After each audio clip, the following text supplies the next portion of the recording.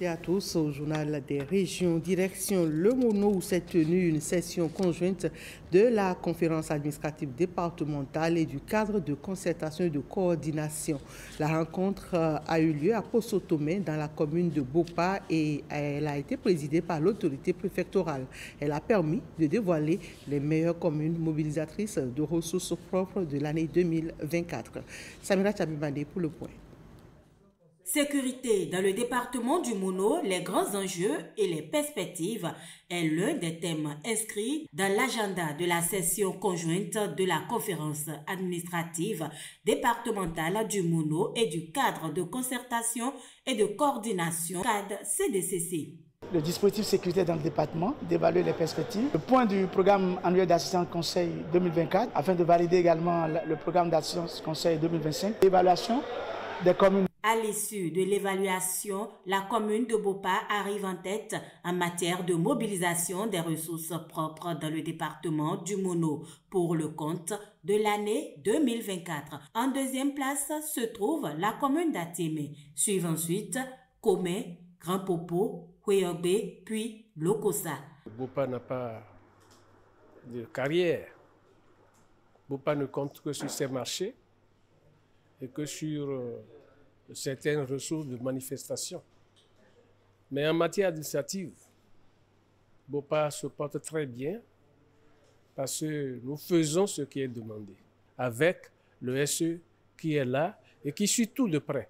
C'est un jeune qui ne néglige rien et je crois qu'avec lui, on ira très très loin.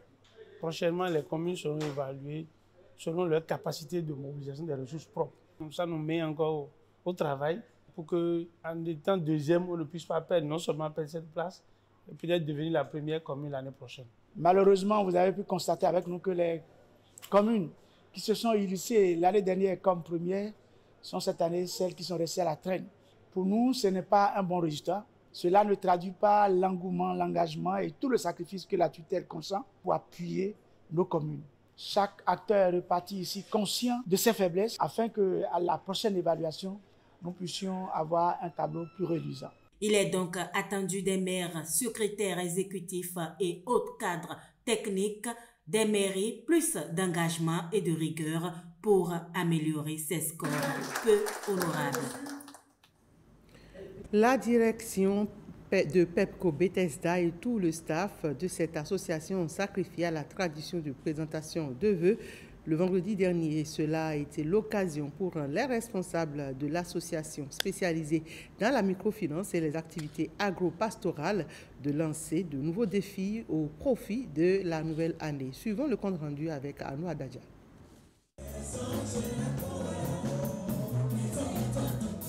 Louanges et prières pour remercier l'Éternel. La séance de présentation de vœux à Pepco Bethesda est une occasion de reconnaissance au Créateur. Je viens sacrifier à la tradition comme à l'accoutumée en formulant à votre endroit des vœux de robustesse.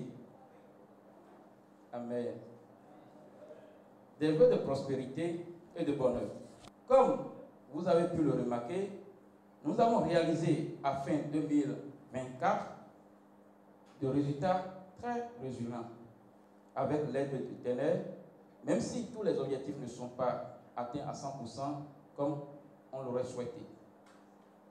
Cependant, nous voudrions rendre grâce à l'Éternel des armées pour son assistance. Zéro faute, zéro tolérance. Par cette rigueur, l'association rassure ses usagers de la probité du personnel, gage de confiance. Elle se félicite des progrès réalisés en 2024 sans perdre de vue les défis en instance pour 2025. Souhaitons et nous voulions que la direction générale adopte le leadership qui est basé sur la crainte de l'Éternel, sur l'amour, un leadership qui propulse et qui donne de la valeur à l'homme. Ici, c'est la rigueur, la méthode et l'amour au travail, mais c'est aussi la joie avec des comédiens qui arrachent le sourire et aussi le régal. De quoi aborder la nouvelle année dans l'allégresse pour des résultats encore meilleurs.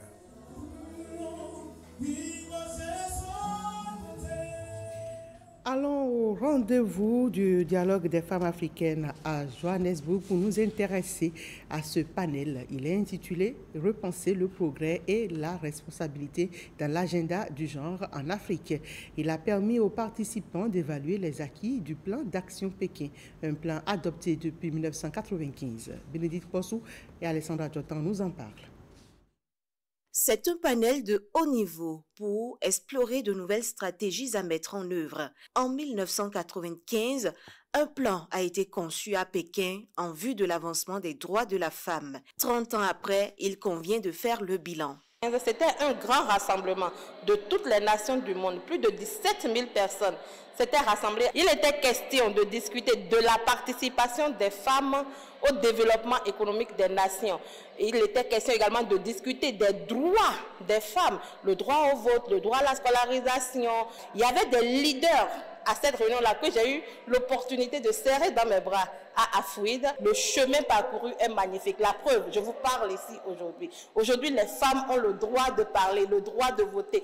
Et si je ramène le contexte chez nous au Bénin, il faut voir que les femmes ont tellement de droits au Bénin qu'aujourd'hui, nous avons l'Institut national de la femme, l'INF, qui est un défenseur ardent des droits de la femme. J'étais parmi les femmes qui avaient pris part à la 4e conférence de Beijing en 1995. Je remarque que la femme africaine va de l'avant. La jeunesse, fortement représentée à cette édition du Forum Afouid, entend prendre le relais pour la défense du mieux-être de la femme. Il y a quelques années en arrière, lorsqu'on parlait des droits des femmes, c'était plus les mamans, les mères qui s'occupaient, qui s'impliquaient. Et là, nous voyons que la jeune génération est intéressée. Ça veut dire vraiment que les choses bougent au niveau du continent et que vraiment la jeunesse africaine a pris conscience de l'importance des droits des femmes. Pour façonner l'avenir qu'elles souhaitent, les femmes doivent influencer davantage les décisions prises au niveau national, régional et mondial. Telle est la conclusion de ce panel. La campagne de commercialisation des noix de cajou est lancée au Bénin. Le coup d'envoi a été donné à Bassila. Le coût de cession du kilogramme est fixé à 375 francs CFA. Plus de précision avec Jean-Claude James. C'est bon, j'ai pris mon argent. Producteurs et vendeurs heureux. Il est l'un des tout premiers de cette campagne à avoir libéré une partie de sa production. Le top de la commercialisation des noix de cajou est ainsi donné.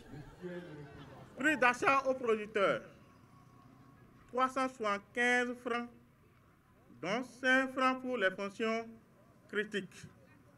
Je voudrais appeler l'attention sur la nécessité de faire fonctionner les balances qui seront utilisées dans le cadre de cette campagne par l'Agence nationale de normalisation, de métrologie et du contrôle qualité. L'estimation de la production révèle une augmentation, soit 24 000 tonnes de plus par rapport à l'année dernière. Toutes les dispositions sont prises pour un bon déroulement de la campagne. Ce moment représente non seulement le début d'une nouvelle saison de succès, mais également l'aboutissement d'efforts conjoints, des actions à l'endroit des réhabilitations des anciennes plantations et de l'application des bonnes pratiques agricoles ont permis d'avoir une production estimée à 225 000 tonnes de noix de cajou. La commercialisation va se dérouler suivant un circuit unique avec un prix fixe. Au niveau des coopératives villageois des producteurs d'anacarde, la noix de cajou sera vendue par les producteurs des CVPA. Les transformateurs, suivant leur plan de zonage, vont retirer leur bordereau d'enlèvement. Par la suite, un bordereau de livraison qui va retracer le parcours à suivre pour le transport vers l'usine concernée. La mise à disposition de ces différents bordereaux est gratuite. Chaque maillon de la chaîne s'est engagé à jouer sa partition pour une campagne réussie. Elle dure 4 mois, soit du 30 janvier au 31 mai 2025. formation des jeunes au métier de bâtiment et des travaux publics à Parakou, une initiative du gouvernement qui vise à faciliter l'insertion professionnelle des bénéficiaires. Reportage. Ils sont nombreux, ces jeunes, sur les chantiers de construction, chacun ayant un rôle précis. Grâce au soutien de la BAD, la Banque africaine de développement, ils intègrent désormais le secteur des BTP après une formation qualifiante en génie mécanique, conduite d'engins, génie civil ou entretien routier. Ce programme a permis de transmettre des compétences à ces jeunes. C'est le lieu de rendre hommage au gouvernement de la République du Bénin qui, dans son programme d'action du gouvernement, a priorisé le développement du capital humain dans ses axes stratégiques de développement. Initié par le gouvernement dans le cadre du projet d'aménagement et de bitumage de la route Djougou-Peonko-Kéru-Banikwara, piloté par la CIRAT, la Société des infrastructures routières et de l'aménagement du territoire, cette formation a bénéficié à 217 jeunes. Sans un tissu de jeunes capables de participer aux actes de construction dans le respect des règles et de la qualité, nous aurons des difficultés à faire développer notre territoire. Chers diplômés, vous avez acquis des compétences techniques, mais aussi des compétences pratiques qui vous permettront de contribuer activement au développement du secteur du BTP. Vous êtes donc prêts à relever le défi du monde professionnel et à apporter votre pierre à l'édifice de construction de notre société. En plus des compétences techniques, ces jeunes femmes et hommes ont été formés aux normes d'hygiène, de sécurité et de protection de l'environnement. La formation dont nous avons bénéficié a édifié en nous des connaissances qui font de nous aujourd'hui des personnes aguerries et prêtes à se vendre sur le marché de l'emploi. Nous avons remarqué que beaucoup de jeunes sont formés dans les différents corps du métier. Ça, c'est vraiment un truc à encourager. L'entreprise Colas, dès la prise des nouvelles activités, va faire le nécessaire, tout ce qui est possible pour piocher dans ses ressources, pour travailler sur ces différents chantiers. Assurée par 2 centres régionaux sous la supervision de la CIRAT, cette initiative gouvernementale renforce leur employabilité et leur ouvre de nouvelles perspectives. L'édition 2025 du Marathon international salésien de Parakou, c'est pour le samedi 8 février prochain. Il a déjà enregistré plus de 700 athlètes de différentes nationalités et il a même connu déjà une séance préparatoire. Idrissou Aloulofou et Ablamouni Yakoubou nous éclairent sur les dispositions en cours pour un bon déroulement de ce rendez-vous sportif. Cette rencontre préparatoire de la 17e édition du Marathon salésien de Parakou outille les athlètes sur les défis de la santé et de la sécurité pendant les différentes courses le samedi 8 février prochain. À une semaine, il faut commencer à faire le stock d'énergie. Les aliments qui apportent ça, ce sont les glucides, quelques protéines, mais il faut éviter surtout les aliments gras, les aliments difficiles à digérer et l'alcool. Il faut commencer à boire beaucoup d'eau, J-3, de la tomate, mais il ne faut pas qu'il y ait du gras. Le jour de la compétition, le dernier repas doit être au moins 3 heures avant le début de la course. Nous devons travailler et faire en sorte que, en même temps que le marathon se déroule, les populations puissent vaquer à leurs occupations. Les organisateurs peuvent compter sur la police et je voudrais souhaiter qu'à J-2 ou 3, nous puissions faire une évaluation de la situation sur le terrain. L'autorité préfectorale et le comité d'organisation exhortent les participants à renforcer le statut de marathon de ce rendez-vous international de l'athlétisme. Des gens ont commencé depuis 17 ans à faire 10 km et continuent à faire 10 km. On aurait aimé qu'ils quittent cette posture pour aller à 21 et pour se retrouver encore à 42. Et donc c'est dans ce sens-là que nous pouvons prouver l'autonomie. Donc c'est pourquoi nous allons encore sensibiliser. Si d'autres acceptent pour quitter leur pays et se déplacer, venir au Bénin, je crois que c'est un grand défi pour nous qui sommes au Bénin ici.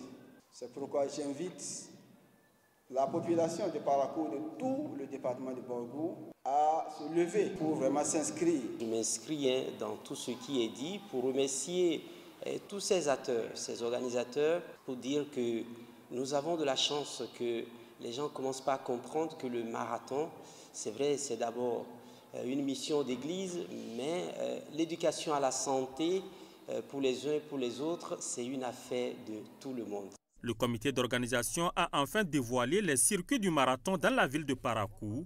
À la date du 29 janvier, 29 athlètes sont inscrits pour les 42 km 195 et 60 pour les 21 km 100. Voilà qui met un terme à ce 19h. Merci à toutes et à tous de l'avoir suivi.